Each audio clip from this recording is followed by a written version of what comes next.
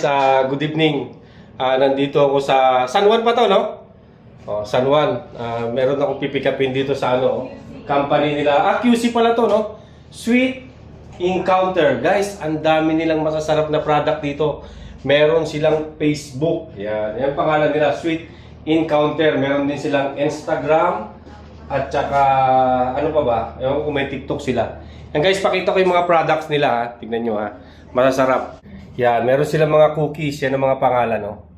Yan, basahin nyo na lang guys. Yan, yung price nyan, tignan nyo na lang sa Facebook nila. Sweet Encounter, yan. Ito, pipick up ako ng cake. Yan, ito pa yung mga cakes nila, oh. Sasarap yan, oh. Yan.